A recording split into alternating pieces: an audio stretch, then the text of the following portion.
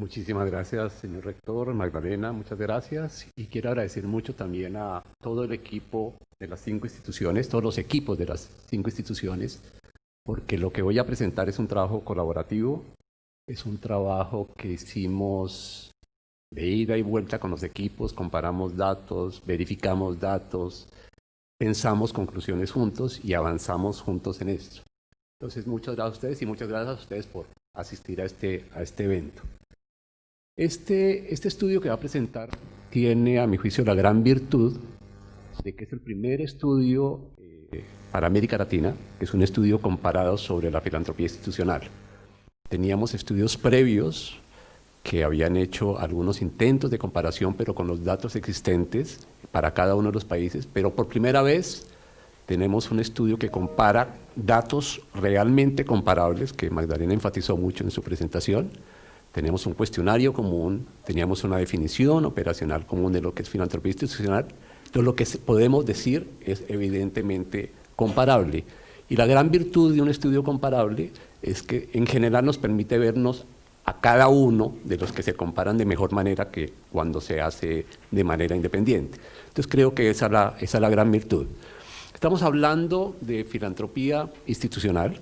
Filantropía institucional son los aportes privados orientados a bienes públicos, canalizados a través de entidades filantrópicas, y para nuestra definición operacional específica es entidades que cuentan con un financiamiento privado de más de 50% de alguna fuente, tipo una familia, un individuo, una empresa, un endowment, que permite el desarrollo de esta institución.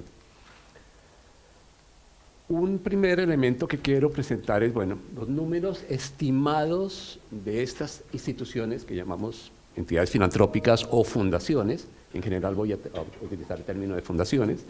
Tenemos para Argentina son estimados 102, para Chile 108, Colombia 111, México tiene 212, más un grupo muy importante de fundaciones comunitarias, a las que me voy a referir en la última parte de la presentación.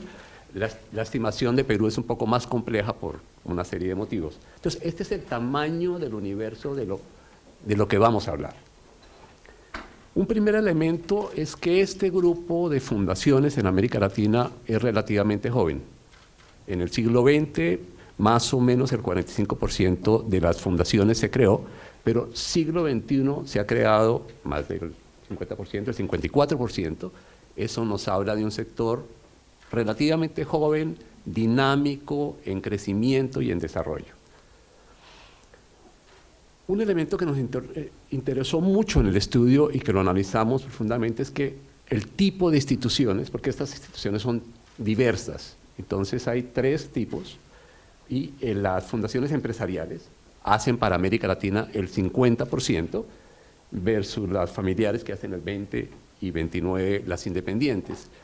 Y esto es particular de América Latina, es decir, en el Global Philanthropy Report, todos los otros continentes, Europa, Estados Unidos, África, Asia, son minoritarias las fundaciones empresariales. Es decir, el sector empresarial no tiene la presencia en el desarrollo fundacional como en América Latina. Entonces, ya hay una particularidad muy grande de la filantropía institucional en América Latina, es el peso que tiene el sector empresarial por tipo de fundaciones. Ese patrón está presente en varios de los países analizados, en Argentina, en Colombia y en México, pero Chile tiene una particularidad importante. Chile es el único país de la región donde la mayoría de las fundaciones son fundaciones familiares, y Perú, el único donde las fundaciones independientes son mayoría. Voy a dar solo algunos elementos de los hallazgos que tenemos para cada una de las áreas, porque tienen el libro y la idea es que lo puedan leer. Y un primer punto es en relación un primer tema, es la gobernanza. El promedio de miembros en un gobierno de las fundaciones en América Latina es 7.2, y hay una variación interesante entre México con 10 en promedio, y Chile es el promedio más bajo de miembros en el Consejo, 6 puntos. Y hay 2 patrones interesantes. Hay uno que es ese promedio varía por año de antigüedad de las fundaciones.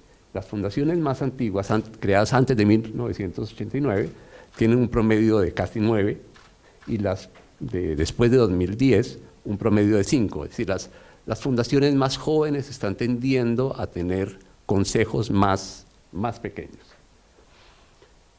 ¿Cómo se eligen, cómo llegan los miembros de un consejo a las fundaciones? La principal estrategia para vincular a los miembros en un consejo es la designación, ya sea la familia, el consejo de familia, el CEO de la empresa, en el caso de las fundaciones empresariales, el dueño de la empresa, designan en general a los miembros. El 62% de las fundaciones utiliza la designación como la forma para vincular a los miembros de los consejos. Y por otro lado, hay un fenómeno interesante que creo que tiene que ser parte de una discusión para América Latina, es que la reelección de los miembros en los consejos está en el 92%, y en el 71% de los casos la reelección puede ser de manera indefinida. Eso significa que en el mundo fundacional latinoamericano hay consejos que son, si se quiere decir de una forma positiva, estables en el tiempo, pero de una forma negativa es que no son dinámicos y varían con nuevos miembros en el tiempo. Un elemento que nos interesó mirar con mucho cuidado es la participación de los consejeros o directores externos. Y por directores externos es aquel que no es de la familia, en el caso de una fundación familiar, aquel que no es de la empresa, en el caso de una fundación empresarial. Y nos interesa de manera importante porque los consejeros externos en general son aquellos que tienen el talento especial, las capacidades, el conocimiento en las áreas que las fundaciones están trabajando.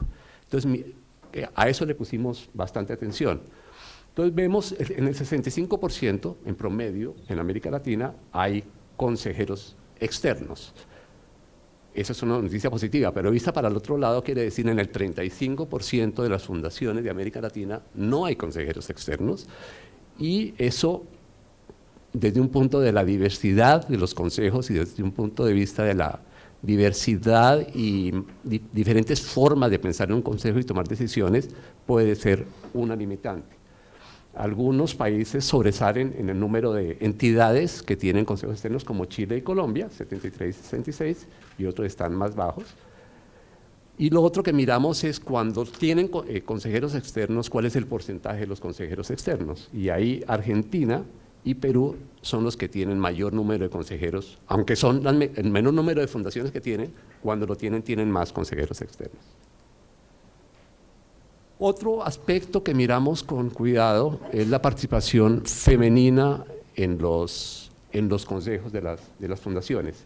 Y aquí hay un patrón interesante, es las fundaciones creadas más atrás, antes del 89, tienen solamente el 35% de las fundaciones tienen participación femenina. Las creadas más recientemente, el 44%. Entonces, tendemos a pensar, a medida que avanza la creación, la participación de la mujer en los consejos y en la dirección de las fundaciones es mayor. Sin embargo, esa buena noticia contrasta con otra, que es a medida que es más grande la fundación y que tiene más ingresos y más recursos, disminuye el número de mujeres en los consejos. Entonces, son dos elementos que hay que pensar, porque también es un tema de diversidad, inclusión, talentos diferentes que se incorporan. El otro tema que miramos es el tema de los recursos financieros. Y aquí preguntamos por los diferentes tipos de fuentes de ingresos que tienen las fundaciones. El elemento principal para destacar es que en el 48% de la fuente principal de recursos de las fundaciones es las empresas, y esto nos reitera nuevamente que el sector empresarial no solo ha creado un buen número de fundaciones empresariales, sino que además es la fuente principal de recursos para la mitad de las fundaciones en América Latina. El 17% de los recursos principales vienen de las familias. Esto tiene algunas variaciones, aunque el patrón es para todos los países, tiene algunas variaciones, como en Chile, que los recursos de la familia son más importantes que para otros países, y el recurso de los endowments también en Chile es un poco más alto que otros países, e igual en Perú, también los recursos de familia son más importantes relativamente mayores que en los otros países. En términos de los tamaños de las fundaciones por recursos financieros, tenemos 4 variables: activos, patrimonio, ingresos y gastos. Lo que pueden ver en el azul es que predominan las fundaciones, las llamamos pequeñas, las de menos de $1 millón, son la mayoría en todas las variables, menos en la de patrimonio. Cuando vemos esto, es bien difícil de leer, pero lo que quiero mostrar acá, cuando lo vemos por países, Perú es el que concentra la mayor parte de fundaciones pequeñas de menos de $1 millón, Colombia, la mayor parte de las más grandes, de más de 10 millones en activos y patrimonio, y México en gastos e ingresos.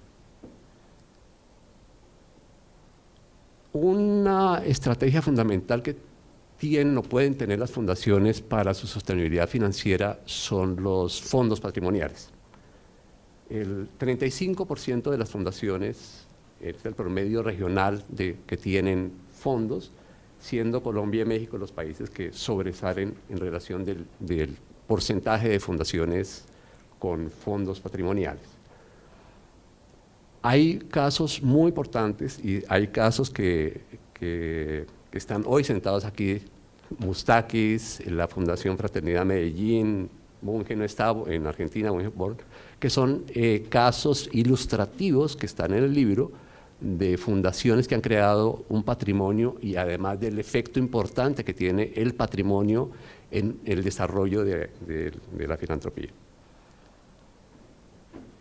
Hay un elemento interesante, diferenciador: las fundaciones familiares tienen porcentajes mayores de fondos patrimoniales que las empresariales y las independientes. Es decir, el 51% de las fundaciones familiares en América Latina tiene un fondo patrimonial versus 32% de las empresariales o 28% en las independientes. El otro tema que analizamos es ¿a dónde van los recursos? ¿Qué hacen con los recursos las fundaciones? Y hay adolescentes, jóvenes y niños es la principal población hacia la cual se dirigen los recursos de las fundaciones. Y eso en general pasa en muchas partes del mundo, pero quiero destacar algunos elementos que creo que son desafíos. Las fundaciones que dedican recursos específicos para trabajo con mujeres, con niñas, es bastante más bajo, por debajo del 20%. Las que trabajan con organizaciones y comunidades de base son relativamente bajas. El grupo de fundaciones en América Latina que apoya comunidades indígenas, pueblos originarios, es bastante más bajo que todo lo demás. Las que trabajan con migrantes en una región que uno de sus grandes retos es el tema de la migración, es bastante baja, ya está por el 5-4%, y quienes trabajan con temas de diversidad sexual LGTB es el 1% de las fundaciones de América Latina. Entonces hay un grupo de poblaciones interesante que está mirando, pero hay poblaciones emergentes en su necesidad y en sus temas que las fundaciones no están atendiendo de la manera que algunos creemos que lo debe atender. En relación a los temas que atienden las fundaciones, educación es la principal, eso es así en el mundo entero, ¿sí? Educación en el reporte global prima sobre todas las otras áreas. La segunda área es bienestar y desarrollo social.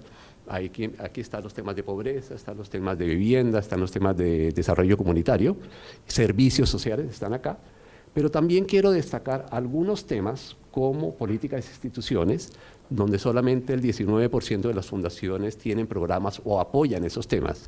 Y políticas e instituciones es un área central para el desarrollo de la democracia. es donde está derechos humanos, es donde está el tema de fortalecimiento institucional, es donde está el tema de resolución de conflictos, y es donde está un tema que el rector nos ha llamado la atención muy fuertemente. Muchos de los elementos de cohesión social y de creación de vínculos tiene que ver con este tema de la vida institucional, no solo instituciones públicas, sino instituciones a nivel de desarrollo local, y eso no está tan presente en las fundaciones. Por otro lado, en un momento de crisis climática, de temas de ambiente profundamente importantes para el globo, el 15% de las fundaciones está apoyando esos temas. Seguramente va a tender a cambiar, pero hasta este momento tenemos eso. Ahora, hay muy buenos ejemplos en cada uno de los temas. Van a encontrar excelentes ejemplos. Hoy tenemos, por ejemplo, el caso de Arcor para Educación, que más adelante va a estar acá, que es un ejemplo y una referencia para América Latina. Hay fundaciones chilenas que están trabajando en estos temas de manera muy buena, y en el libro resaltamos Arcor. En relación a los temas, quiero dedicar un momento a algo que a mi juicio es un inmenso desafío. También lo manifestó el rector. Se pensaría que las fundaciones filantrópicas tienen un papel fundamental para el desarrollo de la sociedad civil, pero hay elementos de los datos que nos están mostrando que, aunque tienen un papel importante, quizá no lo están ejerciendo de la manera tan fuerte como podrían ejercerlo. Y un elemento, un indicador de eso, es que solamente el 9% en promedio de las fundaciones de América Latina tienen programas de fortalecimiento de sociedad civil. Un poco más alto en Colombia y México, pero no demasiado más alto, 13, 11%. Entonces, el fortalecer a las organizaciones, el generar capacidades, no es una tarea que se está asumiendo tal vez en el desafío que nos presenta el rector, de que hay una sociedad civil, una asociatividad en nuestros países que juegue el papel para la democracia que se requiere en América Latina. Otro tema es el de operación. Queríamos entender cómo operan las fundaciones, porque tienen diferentes estrategias. Hay unas fundaciones que están orientadas que lo que hacen es algún tipo de donaciones, sea en recursos financieros, sea en especie, becas. A esas fundaciones las llamamos donantes, las que solo hacen eso. Las fundaciones que tienen programas e implementan programas, las llamamos operadoras. O sea, esas no hacen ningún tipo de donación. Pero lo que prevalece para América Latina son las que llamamos mixtas, que combinan donaciones con algún tipo de programas. El 76% de las fundaciones de América Latina son mixtas, hacen ambas cosas, donan y operan. Y ese es un patrón que se repite para todos los países de la región. México es el único país que tiene un porcentaje mayor de fundaciones donantes. Y Chile igual tiene un porcentaje mayor que otros de fundaciones donantes.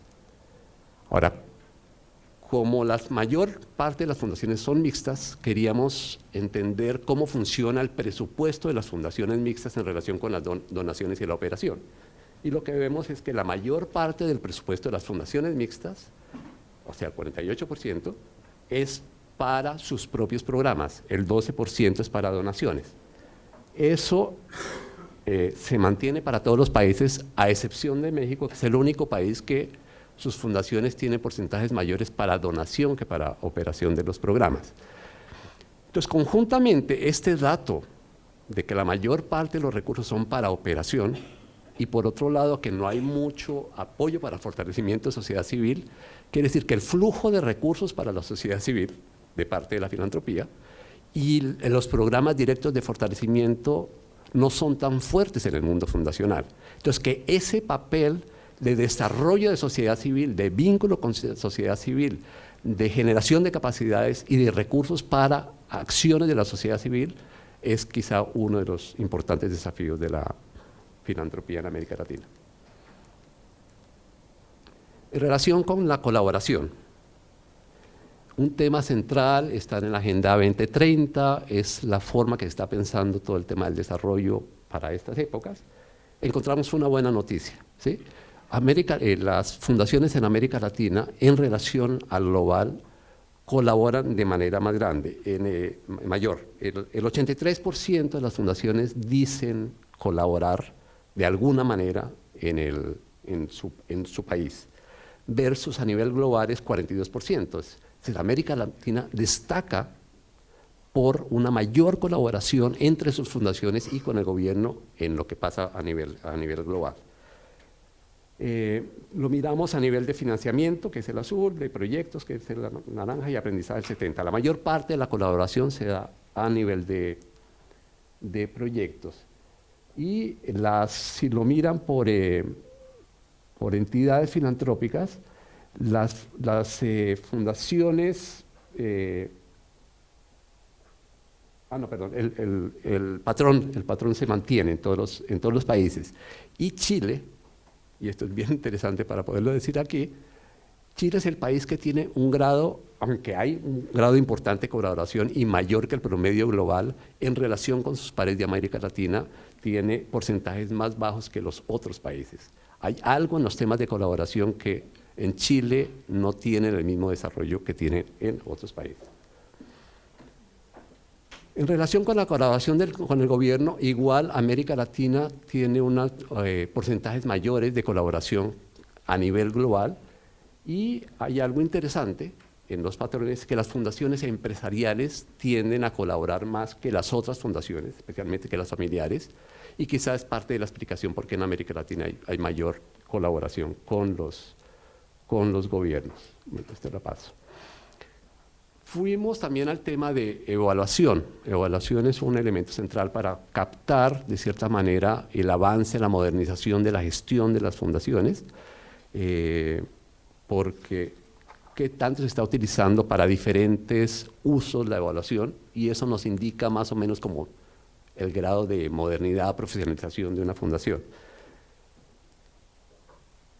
En América Latina, la evaluación, las fundaciones que utilizan la evaluación están más o menos en el mismo nivel del promedio global.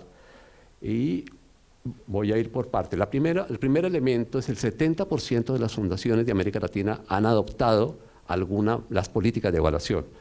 Y hay una diferencia fuerte entre aquellas fundaciones que tienen colaboradores externos en sus consejos, con las que no tienen. Aquellas que tienen externos en los consejos tienen políticas de evaluación bastante más elevadas, del tipo de los 65% versus 32% de las que no tienen. Hay una correlación fuerte en tener externos en el consejo y las evaluaciones. Cuando vemos tipos de evaluaciones, más o menos miramos la evaluación de necesidades, de procesos, de resultados y de resultados con grupos de control. En general, el 70% de las fundaciones tiene este tipo de evaluaciones con grupos internos. Las que hacen evaluaciones con grupos externos, por fuera de la fundación, son menores, a excepción de las que hacen con grupos de control, que son las menores en el número de fundaciones, pero las que más utilizan los grupos externos. Las más grandes fundaciones son las que más hacen evaluación, lo cual es bastante lógico, y en relación con los usos, el mayor uso de la evaluación es un uso interno, para ajuste de programas, para mejora de programas, para avanzar, y el menor de los usos es externo y para incidencia en política pública y para convencer a otros de lo que hace la fundación. Igual, hay una proporción mayor de fundaciones cuando tienen relación con los gobiernos, el uso de la evaluación para incidencia en políticas públicas es mayor. En relación con la transparencia, miramos unos indicadores, si tienen memoria de gestión, si tienen estados financieros. La herramienta más utilizada para la transparencia es la memoria de gestión, que la utilizan 64%, pero o sea, hay un porcentaje importante que ni siquiera la memoria de gestión se publica, ¿sí? Y estados financieros auditados, el 60% de las fundaciones no publica sus estados financieros. Igual aquí, como en los otros, cuando hay externos en el consejo, la publicación de memorias y la publicación de estados financieros es más alto. Y las fundaciones más grandes tienden a tener niveles de transparencia mayor. Quiero dedicar los últimos minutos a las fundaciones comunitarias. Fundaciones comunitarias solo hay en México de los grupos. Una fundación comunitaria es una fundación que tiene vocación territorial, que involucra actores locales, tanto para la movilización de recursos como para la gobernanza de las fundaciones, y se plantea trabajos a nivel de una región, sea un municipio, sea una región específica, un territorio particular. Eso es como su núcleo de trabajo. Entonces, como no habían otras, no las comparamos todo el tiempo con otras, sino dedicamos un capítulo especial.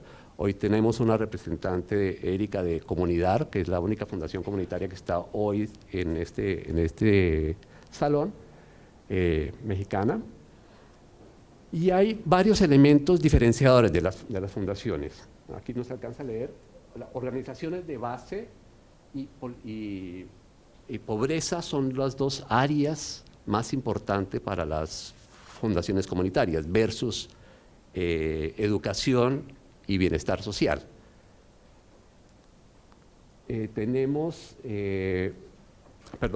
Versus la población de adolescentes, ¿sí? Y tenemos en relación a la temática, la principal es bienestar social, que es la segunda para las demás, pero la segunda área en importancia es políticas e instituciones. Es decir, las fundaciones comunitarias dedican mucho más recursos y esfuerzos a pensar en la política porque es mucho más claro para ellas que no es posible el desarrollo territorial ni el trabajo territorial sin trabajar con los gobiernos, sin fortalecer las instituciones, y dedican recursos de manera más importante. Los grados de colaboración de las fundaciones comunitarias son bastante más altos, aunque en América Latina son altos, aún son más altos dentro de las fundaciones comunitarias que saben muy claramente que si no trabajan con otros no es posible el desarrollo territorial. El uso de la evaluación es mayor en general, pero especialmente es mayor el uso de la evaluación para cuestiones externas. Es más importante para recaudación porque tienen que evaluar y mostrarle a todos los actores locales la importancia de lo que están haciendo y convencerlos, y es más importante para políticas públicas y para externos. Y en relación con transparencia, las fundaciones comunitarias son claramente más transparentes que el conjunto de las fundaciones, posiblemente también porque tienen que presentar todas sus cuentas a toda la comunidad local.